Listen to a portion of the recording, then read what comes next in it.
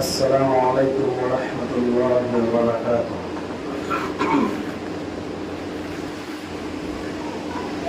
الحمد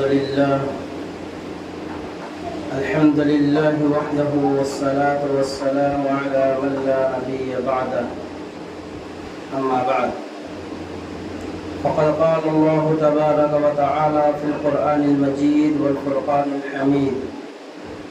اعوذ باللہ من الشیطان الرجیم، بسم اللہ الرحمن الرحیم۔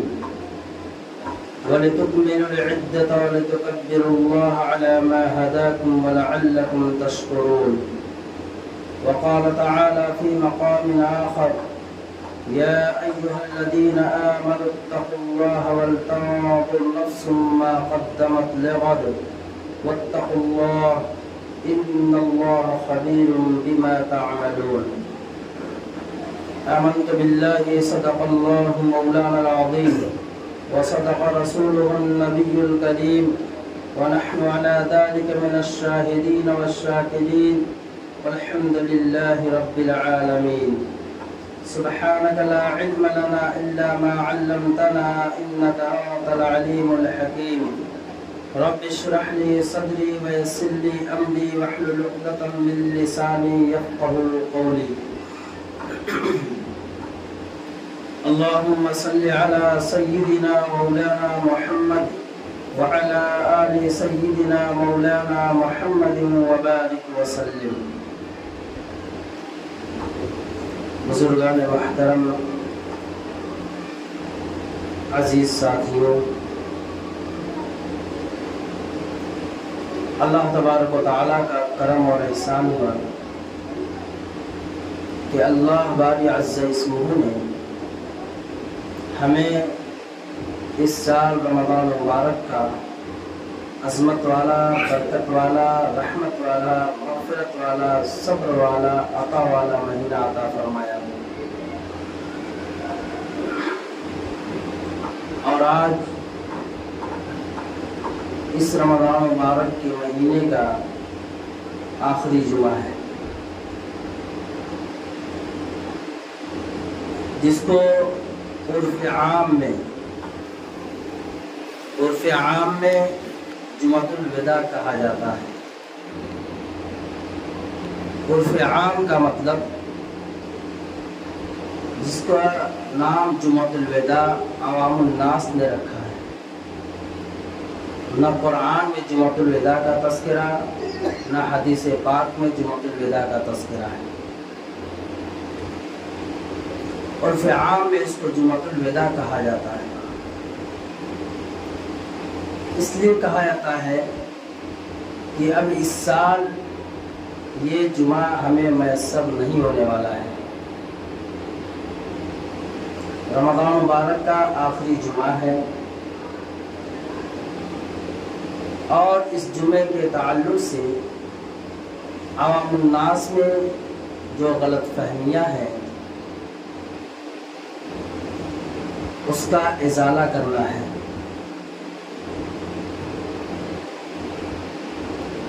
عجیب بات یہ ہے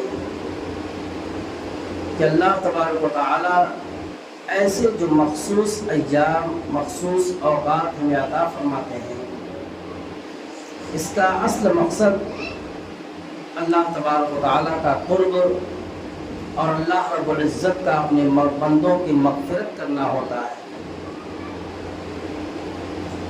لیکن عوام الناس جہالت کی بنیاد پر یا رسم و رواج کی بنیاد پر کہہ لیجئے، اس دن کو مغفرت کے بجائے اپنے لیے گناہوں کا ذریعہ بنا لیتے ہیں، اللہ کی ناراضگی کا ذریعہ بنا لیتے ہیں۔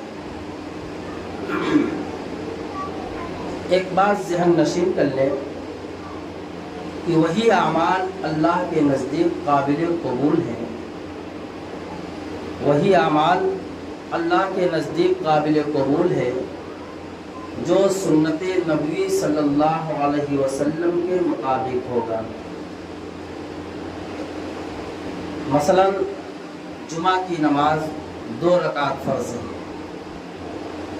اگر کوئی چاہے خوشی سے کہ میں 4 رکعت پڑھوں گا، تو بظاہر تو بڑا اچھا کام نظر آ رہا ہے کہ 2 کے بجائے 4 رکعت، 4 سجدے بڑھ گئے، 2 رکوع بڑھ گیا، 2 سورتیں بڑھ گئیں، 2 مرتبہ سورہ فاتحہ بڑھ گیا، تسبیحات بڑھ گئیں، قیام بڑھ گیا، ثواب تو زیادہ ملنا چاہیے، لیکن الٹا گناہ ہوگا، اس لیے کہ اللہ تبارک و تعالیٰ نے ہمیں شریعت کا پابند بنایا ہے۔ شریعت کے اندر جو شخص عقلی گھوڑے دوڑاتا ہے تو پھر اس کے گھوڑے کا رخ کدھر جائے گا اس کو خود پتہ نہیں ہوگا۔ تو جمعۃ الوداع شرعی اعتبار سے کوئی حیثیت نہیں رکھتا ہے۔ عوام الناس میں جو یہ بات مشہور ہے کہ جمعۃ الوداع کے دن 2 رکعت یا 4 رکعت کی نیت باندھے اور اس میں فلاں صورتیں اتنی مرتبہ پڑھے گا تو اس کی زندگی کی چھوٹی تمام نمازیں کی قضا پوری ہو جائے گی۔ اگر ایسا ہی ہوتا تو جمعۃ الوداع کے ہی مخصوص ہوتا، یا اگر مخصوص ہوا تو پھر باقی سال کے باقی دنوں میں نماز پڑھنے کی کوئی ضرورت ہی نہیں۔ انسان ہر سال جمعۃ الوداع جب آئے تو 2 رکعت نماز پڑھ لے، پورا سال ایک بھی نماز ادا نہیں کیا اور اس کے سالوں کی نمازوں کی قضا ہو گئی۔ یہ بالکل من گھڑت بات ہے، اور افسوس کی بات یہ ہے کہ اس طریقے کی باتوں کو امام الانبیاء سید الاولین والآخرین خاتم النبیین صلی اللہ علیہ وسلم کی طرف منسوب کیا ہے۔ نبی علیہ السلام نے فرمایا کہ من کذب علی متعمدا فلیتبوأ مقعدہ من النار، کہ جو شخص میری طرف جھوٹی نسبت کرے، اللہ کے رسول صلی اللہ علیہ وسلم نے فرمایا جو شخص میری طرف جھوٹی نسبت کرے اسے چاہیے کہ اپنا ٹھکانہ جہنم میں بنا لے۔ نبی علیہ السلام نے وعید بھی سنائی کہ جو شخص میری طرف جھوٹی نسبت کرے اسے چاہیے کہ اپنا ٹھکانہ جہنم میں بنا لے۔ اب اللہ کے رسول صلی اللہ علیہ وسلم نے تو ایسی بات کہی نہیں کہ 2 رکعت جمعۃ الوداع میں پڑھے تو اس کے گزشتہ تمام چھوٹی نمازوں کی قضا پوری ہو جائے گی۔ اب جو شخص یہ کہے گا کہ اللہ کے نبی کا فرمان ہے تو نبی علیہ السلام کی اس وعید کے اندر وہ داخل ہوگا۔ اور مزید ایک بات اور کہ جیسے واٹس ایپ پہ یا فیس بک پہ انٹرنیٹ پہ جو باتیں آتی ہیں نبی علیہ السلام کی طرف منسوب کر کے کہ اللہ کے رسول صلی اللہ علیہ وسلم کی یہ حدیث ہے، یہ فرمان ہے، جو شخص اس کو فارورڈ کرے گا اس کو اتنا ثواب ملے گا، بغیر تحقیق کے، علماء کی تحقیق کے ایک میسج بھی کسی کو حدیث کی بنیاد پر فارورڈ نہ کریں، ورنہ اس حدیث کا مصداق بنے گا اس وعید کا کہ فَلْيَتَبَوَّأْ مَنْ كَذَبَ عَلَيَّ مُتَعَمِّدًا فَلْيَتَبَوَّأْ مَقْعَدَهُ مِنَ النَّارِ، کہ جو شخص نبی علیہ السلام کی طرف جھوٹی نسبت کرے گا اسے چاہیے کہ اپنا ٹھکانہ جہنم میں بنا لے۔ تو اللہ کے رسول صلی اللہ علیہ وسلم کی طرف سے کوئی فرمان آج کے دن کے لیے کوئی مخصوص عمل ثابت نہیں ہے۔ ہاں اتنی بات ہے کہ یہ مہینہ سید الشہور ہے، تمام مہینوں کا سردار ہے، اور آج کا دن یعنی جمعہ کا دن سید الایام ہے، تمام دنوں کا سردار ہے۔ اس اعتبار سے آج کے دن 2 فضیلتیں ایک جا جمع ہو گئی، ایک تو رمضان کا مہینہ، دوسرا رمضان کا جمعہ۔ سید الایام سال کے تمام جمعوں کو کہا گیا ہے، لیکن سید الشہور صرف رمضان مبارک کے مہینے کو کہا گیا ہے۔ اور آج کے دن میں نوافل کا اہتمام، نفل نمازی جتنی چاہے پڑھیں، قرآن کی تلاوت ہے، تسبیحات ہے، صدقہ خیرات ہے، جتنا چاہے زیادہ سے زیادہ ہے۔ کیوں؟ اس لیے کہ اب نہیں معلوم کہ اگلی سال اللہ رب العزت نے اگر زندگی دی تو رمضان مبارک کا مہینہ میسر ہوگا، ورنہ کتنے لوگ ہمارے ساتھ پچھلے سال رمضان میں موجود تھے، آج کے دن آج وہ منو مٹی کے اندر پڑے ہوئے ہیں، کوئی ان کا پرسان حال نہیں ہے۔ تو وقت کو غنیمت سمجھتے ہوئے، وقت کو غنیمت سمجھتے ہوئے آج کے دن کی قدر کر لیں اعمال سے، ایسے اعمال نہیں جو من گھڑت ہیں کہ اتنی رکعت پڑھ لے، مخصوص رکعت کر لیا، مخصوص صورتوں کا اہتمام کر لیا، ایسا کچھ نہیں ہے۔ تو جمعۃ الاعتماد کی شرعی اعتبار سے کوئی حیثیت نہیں ہے، ورنہ لوگ آج کے دن کو ایک تہوار کا دن سمجھتے ہیں کہ الوداعی جمعہ ہے۔ ہاں یقیناً الوداعی جمعہ ہے، یہ سال ہم سے رخصت ہو رہا ہے، رمضان کا مہینہ ہم سے رخصت ہو رہا ہے۔ ایک وقت تھا استقبال رمضان کے اوپر بیان ہوتا تھا، رمضان کا مہینہ آیا، اس کی فضیلت کے، اس کے اعمال کے اوپر بیان ہوا، اور اللہ تبارک تعالیٰ نے جتنی توفیق دی ہم نے اس کو کیا۔ اب آج کا دن ہے یہ رخصت رمضان کے ہمارے سامنے آ گیا کہ رمضان کا مہینہ ہم سے رخصت ہو رہا ہے، یہ مبارک مہینہ جس مہینے میں اعمال کا بھاؤ، نیکیوں کا بھاؤ بڑھا دیا گیا تھا، نیکیوں کے سیزن کا مہینہ تھا، جنت کو لوٹنے والا مہینہ تھا، ایک ایک لمحہ انتہائی قیمتی تھا، اب یہ مہینہ ہم سے رخصت ہو رہا ہے۔ رمضان مبارک کا مہینہ، آخری مہینہ، آخری جمعہ پر دو چیزوں کی طرف عام طور سے ذہن ہوتا ہے ہمارا۔ ایک تو یہ کہ اللہ تبارک و تعالیٰ نے خوشی کی مسرت کہ اللہ رب العزت نے اس مہینے کے اندر نمازوں کا اہتمام، تراویح پڑھنے کا اہتمام، قرآن کی تلاوت کا اہتمام، ذکر و تسبیحات کا اہتمام کرنے کی توفیق عطا فرمائی، اس پہ اللہ تبارک و تعالیٰ کا شکر ادا کرنا چاہیے۔ وَلِتُكْمِلُوا الْعِدَّةَ وَلِتُكَبِّرُوا اللَّهَ عَلَى مَا هَدَاكُمْ وَلَعَلَّكُمْ تَشْكُرُونَ۔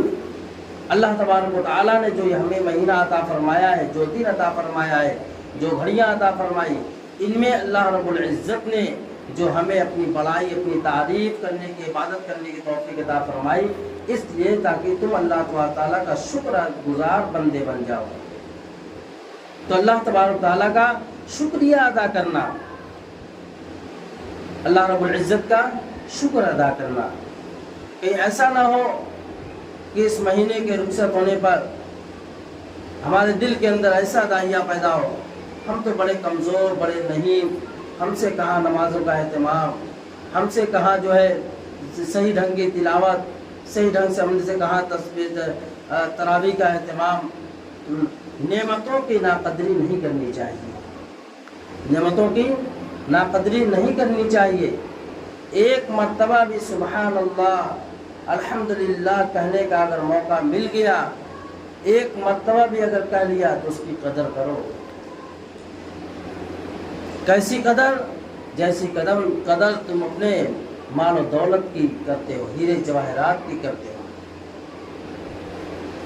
ایسے تم اپنی نیکیوں کی قدر کرو۔ کہیں ایسا نہ ہو نیکی کرنے کی توفیق تو اللہ نے دی، لیکن معمولی بہانے سے اس نیکیوں کو ضائع کر دیا، نیکیوں کو ضائع کر دیا۔ زبان سے کسی کو گالی دے دی، زبان سے کسی کی غیبت کر دی، آنکھوں سے بدنظری کر لی، اور کانوں سے غلط چیزوں کو سن لیا، نیکیاں ضائع ہو جاتی۔ برے اعمال نیکیوں کو ضائع کرنے والے ہوتے ہیں، جس طریقے سے نیکیاں برے اعمال کو ضائع کرتی ہیں۔ تو اب اس مہینے کے چند دن بچے ہیں، اس مہینے کی ہمیں قدردانی کرنی چاہیے۔ اللہ کے سامنے خوب روئے گڑ گڑائے، اس لیے نہیں کہ یہ مہینہ رخصت ہو رہا ہے، اس لیے کہ ہم سے کچھ نہ ہو سکا، اپنی بے بسی کا اظہار کریں۔ اللہ جیسی تیری عبادت کرنی چاہیے تھی، جیسے تیری نماز پڑھنی چاہیے تھی، جیسا روزہ رکھنا چاہیے تھا، تو نے توفیق دی، ہم نے رکھا، لیکن ویسا ہم سے نہ ہو سکا۔ اس کی غلطی، کمی، کوتاہیوں، سستیوں کو باری تعالیٰ معاف فرما۔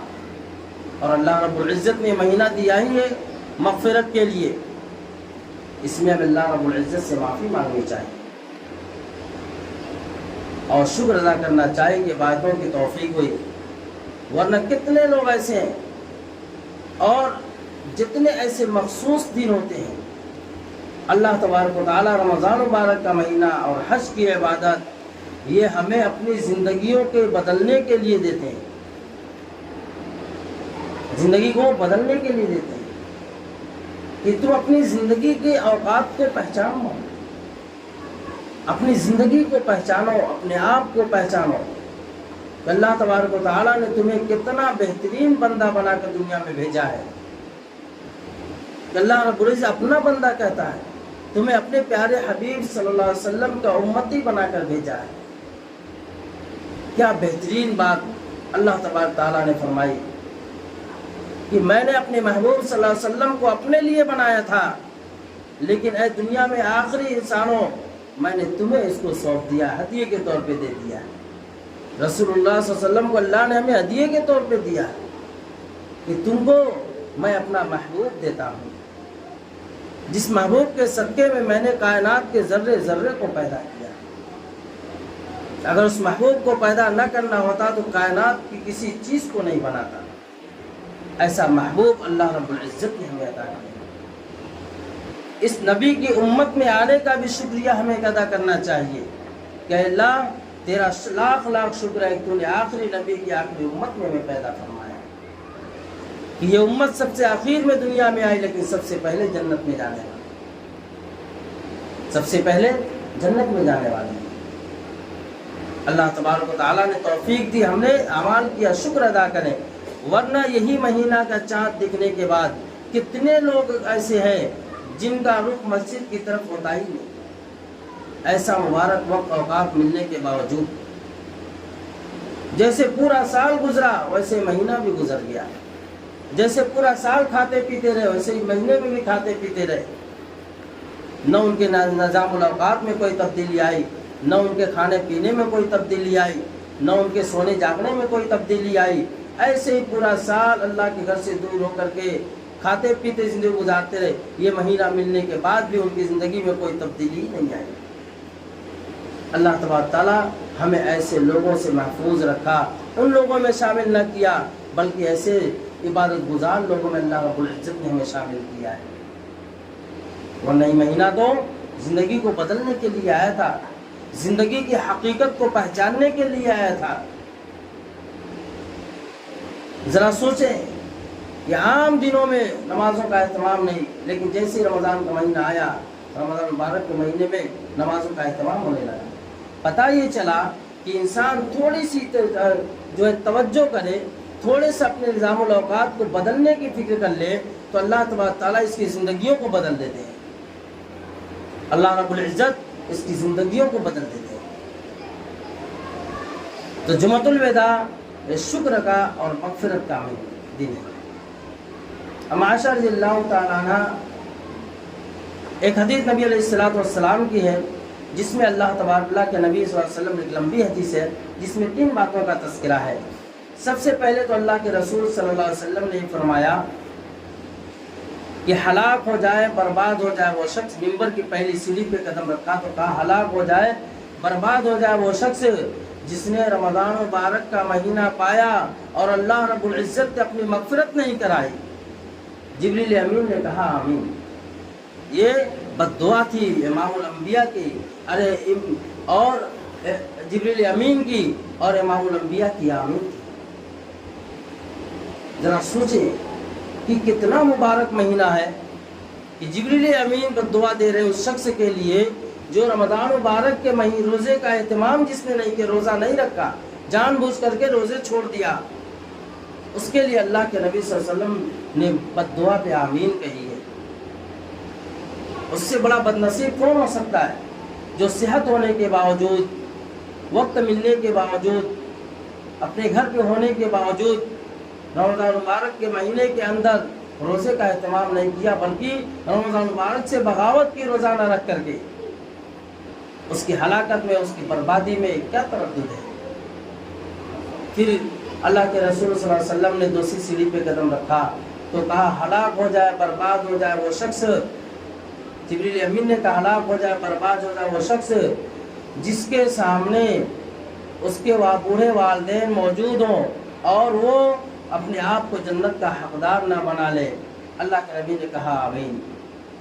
اب ذرا سوچیں والدین کا کتنا اونچا مقام مرتبہ ہے کہ اللہ تبارک تعالیٰ نے کہا وَقَضَىٰ رَبُّكَ أَلَّا تَعْبُدُوا إِلَّا إِيَّاهُ وَبِالْوَالِدَيْنِ إِحْسَانًا، تیرے رب نے تیرے ساتھ فیصلہ کر دیا ہے کہ اللہ کی عبادت کے بعد تم اپنے والدین کا ادب و احترام کرو، ان کو گمراہی نظر سے مت دیکھو، ان کو سینہ تان کو ان سے باتیں نہ کرو، اونچی آواز سے ان کے باتیں نہ کرو،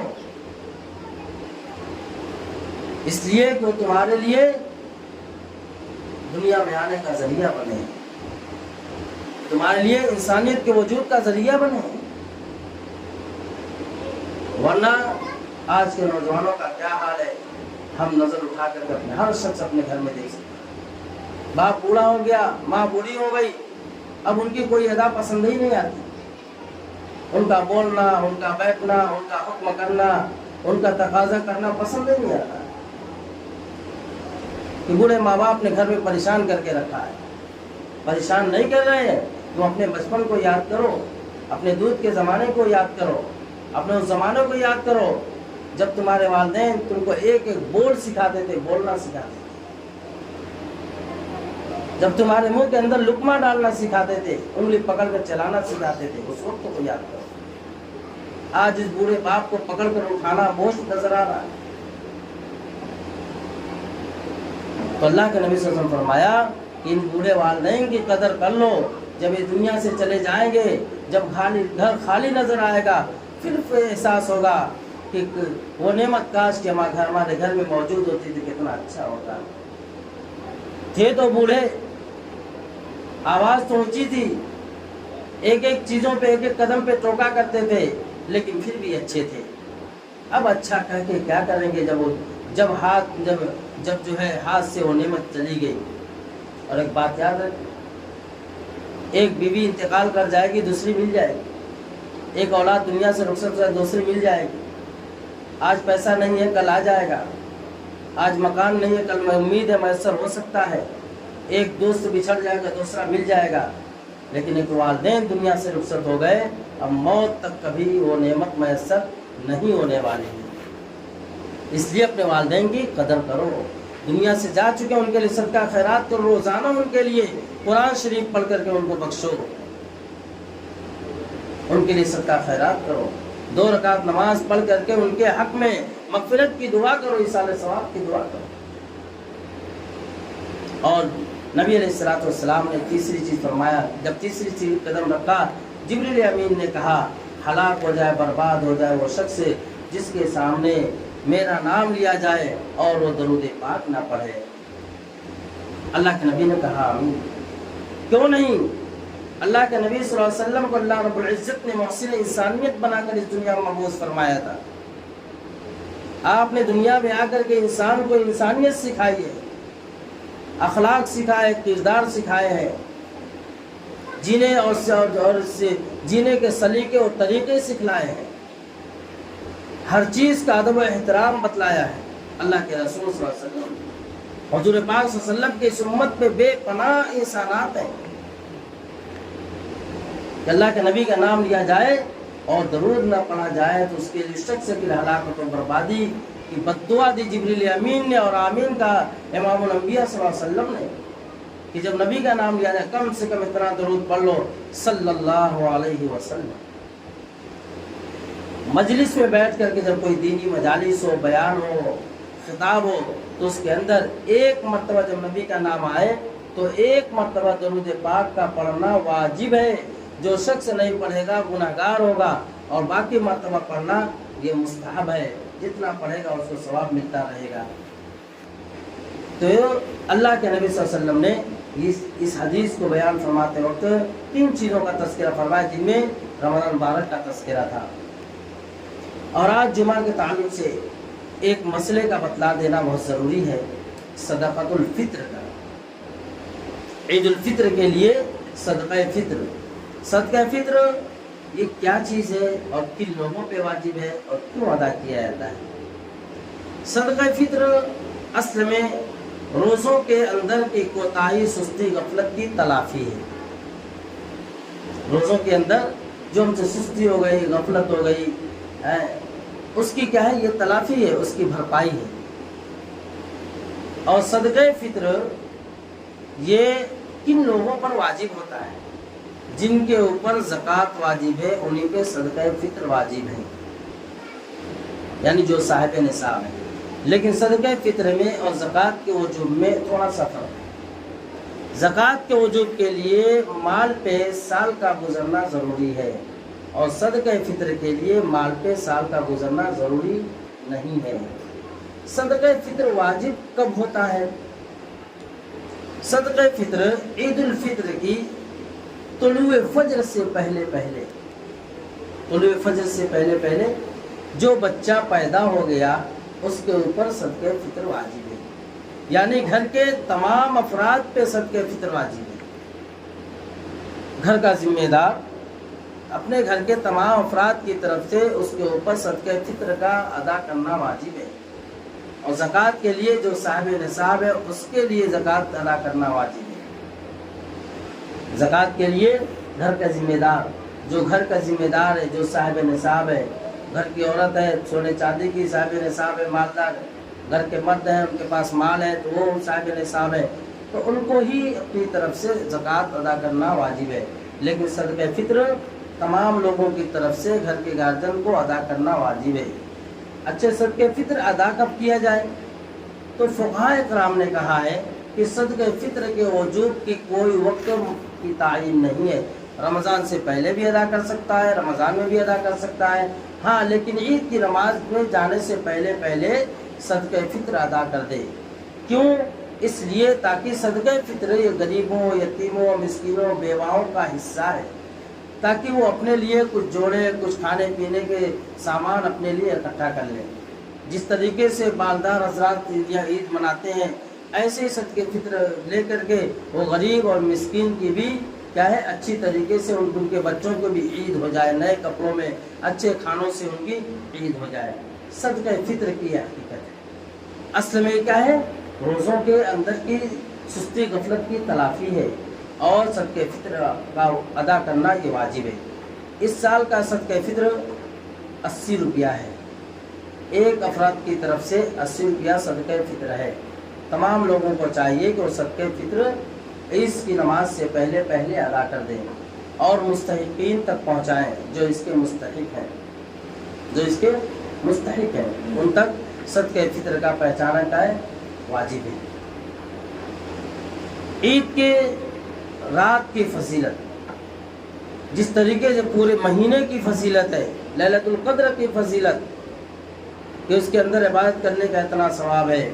اللہ کے رسول صلی اللہ علیہ وسلم نے فرمایا ہے، جو شخص عیدین کی دونوں راتوں میں، یعنی عید کی رات اور بقرعید کی رات، عیدین کی دونوں راتوں میں جاگ کر کے اللہ تبارک تعالیٰ کی عبادت کرے گا، اللہ تبارک اس کا دل اس دن، جس دن سارے لوگوں کے دل نفسا نفسی کے عالم میں ہوں گے، یعنی قیامت کے دن جس دن سارے لوگوں کے دل نفسا نفسی کے عالم میں ہوں گے، ڈرے ہوئے ہوں گے، سامے ہوئے ہوں گے، اس دن اس کا دل ڈرے گا نہیں، جس نے عیدین کی راتوں میں جاگ کر کے اللہ تبارک تعالیٰ کی عبادت کی ہوگی۔ اس لیے اب تک ہم نے جو عبادت کیا، جہاں تک ہو سکا ہم نے کیا، اس کی سستی غفلت پہ اللہ تبارک تعالیٰ سے معافی تلافی کہ اللہ اس کی سستی غفلت کو معاف فرمائے، اور اب جو چند لمحے چند ایام بچے ہیں اس کی قدردانی کی توفیق عطا فرمائے، اور اس میں زیادہ سے زیادہ نیک اعمال کرنے کے اللہ تبارک تعالیٰ توفیق عطا فرمائے۔ اللہ رب العزت ہمیں ان سب باتوں کی توفیق عطا فرمائے۔ وآخر دعوانا الحمد للہ رب العالمین۔